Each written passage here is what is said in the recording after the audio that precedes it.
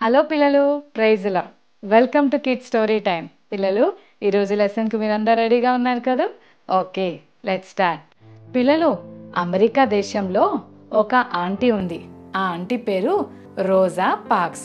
ఆ రోజుల్లో అమెరికా దేశంలో వైట్ పీపుల్కి ఉన్నంత గౌరవం బ్లాక్ పీపుల్కి అస్సలు ఉండేది కాదు. పిల్లలు, ఎప్పుడైనా హాలిడేస్ వచ్చినప్పుడు మన మమ్మీ డాడీలు, నాన్న ఈరోజు మిమ్మల్ని మంచి రెస్టారెంట్కి తీసుకెళ్తాను రండి, అక్కడ మంచిగా మనం భోజనం చేసి వద్దామంటే ఎంత హ్యాపీగా ఫీల్ అవుతారో కదా పిల్లలు.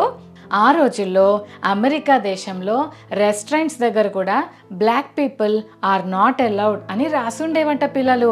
అలా ప్రతి ఒక్కరూ వీళ్ళని తేడాగా చూడటం, తక్కువగా చూడటం ఈ ఆంటీకి చాలా బాధ అనిపించేది. నిజమే కదా, స్కూల్కి వెళ్ళినప్పుడు అందరూ ఫ్రెండ్స్తో ఉంటూ మిమ్మల్ని ఒక్కరిని వేరుగా చేస్తే ఎంత బాధ అనిపిస్తుందో కదా.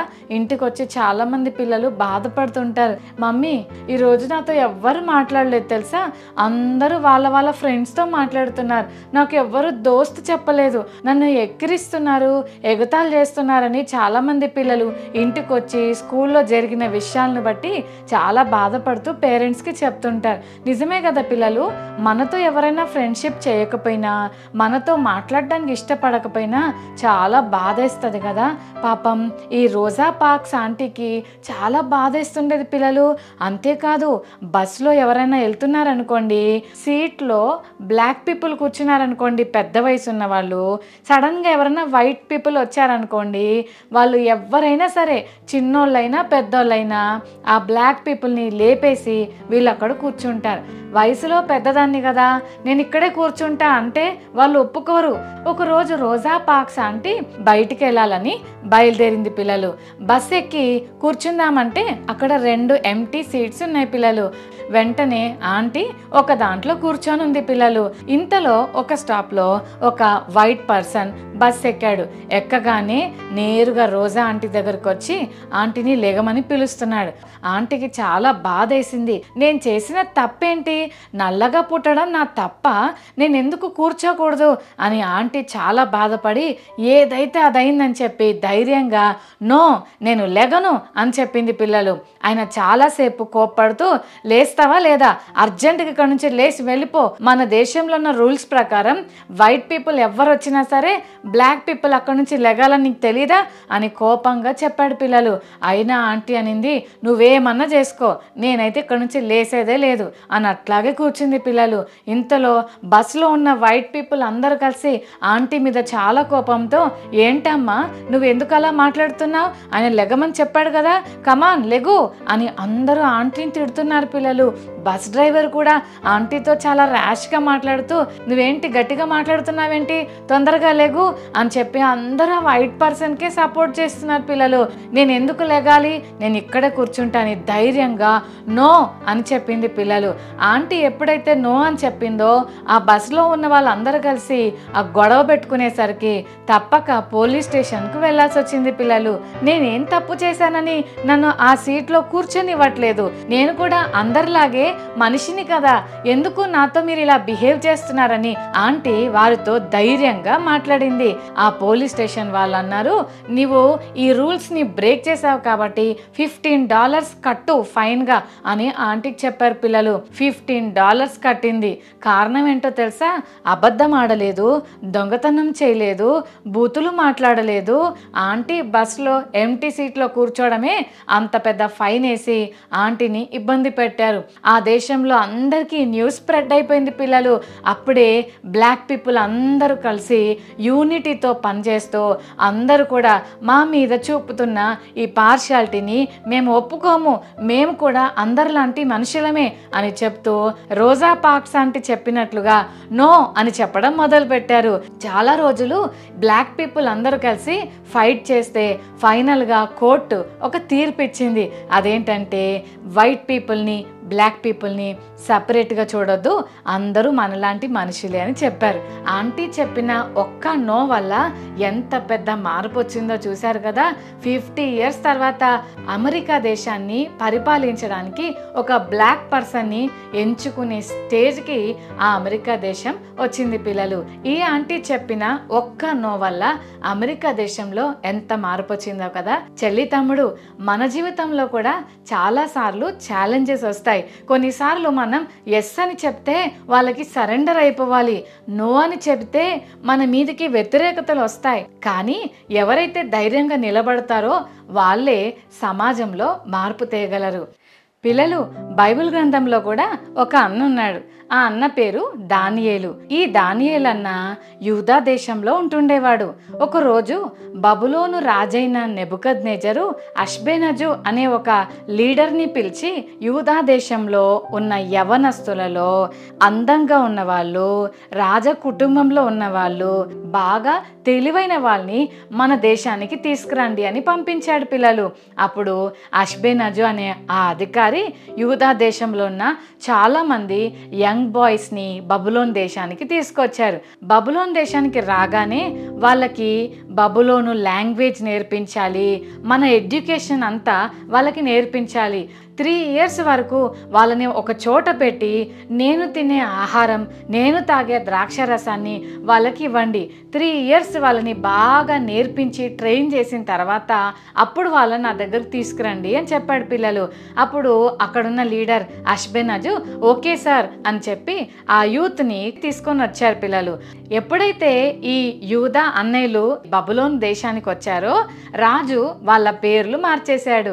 దానియేల్ అన్నకేమో బెల్తెషాజరు అని పెట్టాడు, హనన్య అన్నకేమో షద్రకు అని, మిషాయేల్ అన్నకేమో మెషక్ అని, అజర్య అన్నకేమో అబెద్నగో అని పేర్లు పెట్టాడు పిల్లలు. అక్కడికి వచ్చిన తర్వాత ఆ యంగ్ బాయ్స్ అందరికీ ఫుడ్ పెడుతున్నారు. యూదా ప్రజలు కొన్ని భోజనాలు చెయ్యరు, ఎందుకంటే ఓల్డ్ టెస్టిమెంట్ ప్రకారం అవి అపవిత్రమైన ఫుడ్. దానియేల్ అన్న ఇంకా మిగిలిన కొంతమంది బ్రదర్స్ ఉన్నారు కదా, అందరూ భోజనం చేసే టైంకి ఒక ఫుడ్ వాళ్ళ డైనింగ్ టేబుల్ మీదకి వచ్చింది. డానియేల్ అన్న ఆ భోజనాన్ని చూడగానే ఇమ్మీడియట్గా అన్న హృదయంలో ఒకలాంటి భయం అనిపించింది.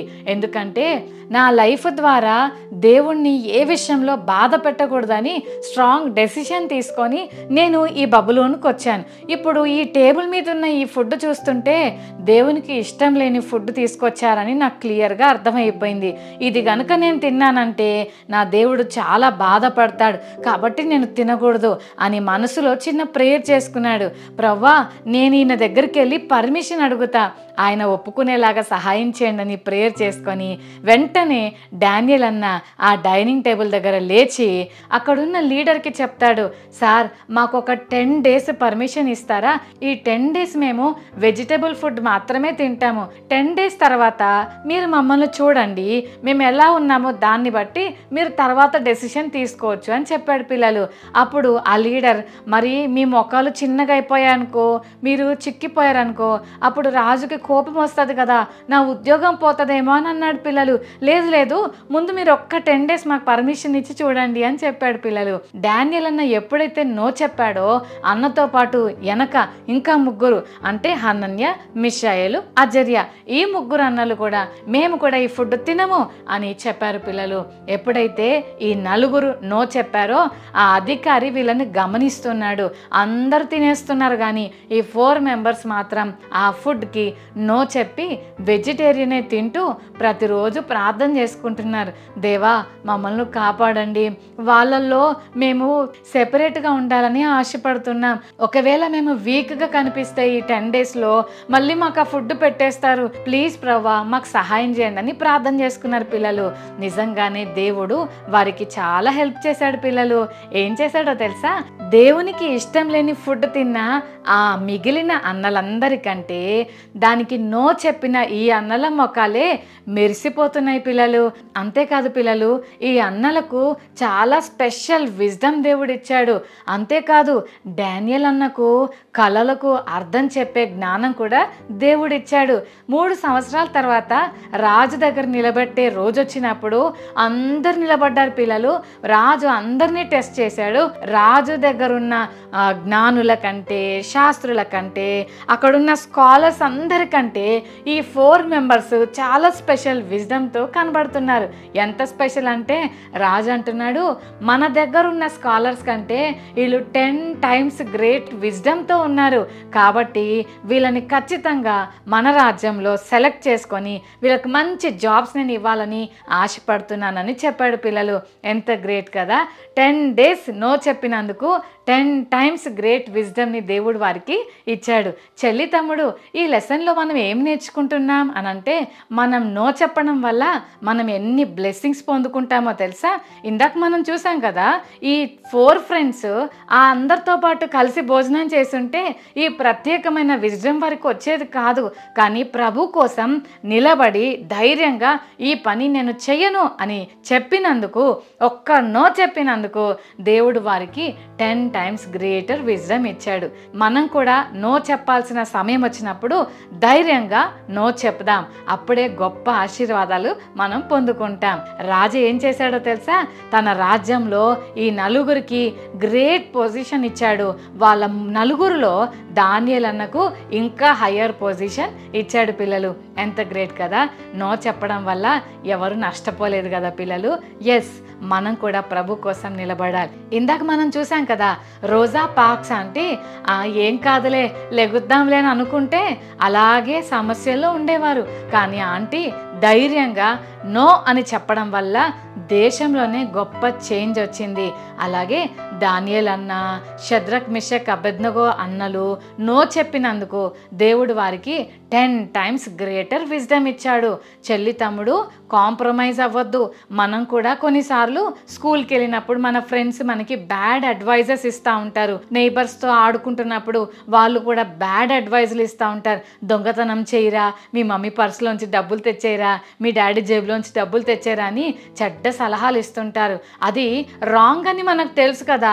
అమ్మో, నేను అలా తేకపోతే మా ఫ్రెండ్ నాతో కట్టిఫ్ చెప్పేస్తాడేమో అని భయపడొద్దు పిల్లలు. దేవుణ్ణి మహిమపరిచే విషయంలో ఎప్పుడైనా, ఎక్కడికైనా, ఎవరితోనైనా నో చెప్పడానికి ధైర్యంగా మనం నిలబడాలి. ఓకేనా. మొఖమాటంతో మనం ముందుకెళ్ళిపోతే మనం చాలా ఇబ్బందులు పడతాం, దేవునికి అవమానం తెచ్చిన వాళ్ళం అవుతాం. అందుకే ధైర్యంగా నో చెప్దాం. కొన్నిసార్లు మీరు ఒంటరిగా ఉన్నప్పుడు, మమ్మీ డాడీ బయటికి వెళ్ళినప్పుడు, మీ రూమ్స్లో మీరు ఒక్కళ్ళే ఉన్నప్పుడు సాతాన్ గాడు మీ పక్కకు వచ్చి సినిమాలు చూడరా, మరి ఈ వీడియోలు చూడరా, భలే ఉంటాయిరా చూడరా అని మిమ్మల్ని ప్రేరేపిస్తున్నప్పుడు ధైర్యంగా ఏం చెప్పాలి పిల్లలు? నో అని చెప్పాలి. కొన్నిసార్లు అబద్ధం ఆడాల్సిన పరిస్థితి వస్తుంది. అమ్మో, నిజం చెప్తే మా మమ్మీ కొట్టేస్తుందేమని భయపడి అబద్ధం చెప్పేయాలని అనిపిస్తుంది. సాతాన్ గాడు అంటాడు, చెప్పే ఏం కాదు, చెప్పకపోతే మమ్మీ కొడుతుంది నిన్నని భయపెడతా ఉంటాడు. నో, నేను అబద్ధం ఆడను అని ధైర్యంగా చెప్దాం. అంతేకాదు, దొంగతనం చేయమని ఫ్రెండ్స్ మనల్ని ప్రేరేపిస్తుంటే ధైర్యంగా చెప్పు నో అని. పిల్లలు, మనం దేవునికి మహిమకరంగా జీవించడానికి నో అని మనం ధైర్యంగా చెప్తుంటే ప్రభు చూస్తుంటాడు, ఖచ్చితంగా మనకు రివార్డ్స్ ఇస్తాడు. మరి ఈ రోజు నుంచి ధైర్యంగా దేవునికి ఇష్టం లేని పనులు చేసే విషయంలో నో చెప్తారు కదా. రైట్, కళ్ళు మూసుకోండి, ప్రార్థన చేసుకుందాం. ప్రేమగల తండ్రి, మీకు వందనాలు ప్రభువా. రోజా పార్క్స్ ఆంటీ ధైర్యంగా నో చెప్పినందుకు ఆంటీకే కాదు, ఆ దేశంలో ఉన్న చాలామంది బ్లాక్ పీపుల్కు ఆ మాట హెల్ప్ అయింది. అలాగే దానియేలు అన్న నో అని చెప్పినప్పుడు అతని ఫ్రెండ్స్ షద్రక్ మిషక్ అబేద్నెగో కూడా నో చెప్పినందుకు 10 రెట్లు శ్రేష్టమైన జ్ఞానాన్ని నువ్వు వారికి ఇచ్చావు. దేవా, మా జీవితాల్లో కూడా ఎన్నోసార్లు కొన్ని ఛాలెంజింగ్ సిట్యుయేషన్స్ మా లైఫ్స్లో వచ్చినప్పుడు మేము కూడా ధైర్యంగా నో చెప్పగలిగే కృప మా అందరికీ దయచేయండి. ఈ కిడ్ స్టోరీ టైం చూస్తున్న ప్రతి చెల్లి తమ్ముడు నీ నామానికి మహిమకరంగా జీవిస్తూ పాపానికి నో చెప్పే కృప మా అందరికీ దయచేయమని యేసు నామమున వేడుకొని ప్రార్థిస్తున్నాం తండ్రి, ఆమేన్.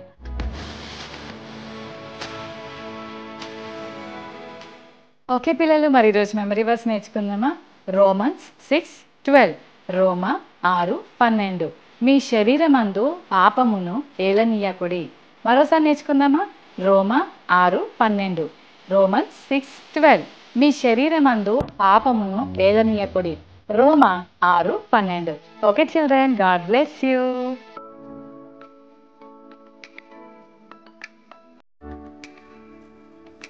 వైట్ పర్సన్కి సీట్ ఇవ్వనందుకు రోజా పార్క్స్ ఆంటీ ఎంత ఫైన్ కట్టింది? రోజా పార్క్స్ ఆంటీ చెప్పిన ఏ మాట దేశాన్ని కదిలించింది? బబులోను రాజు ఎలాంటి యంగ్ బాయ్స్ని యూదా దేశం నుండి తీసుకొని రమ్మన్నాడు? డానియల్ అన్న అండ్ ఫ్రెండ్ ఎన్ని రోజులు వాళ్ళని టెస్ట్ చేయమని చెప్పారు? దేవుడు వారికి ఎన్ని రెట్లు జ్ఞానం ఇచ్చాడు?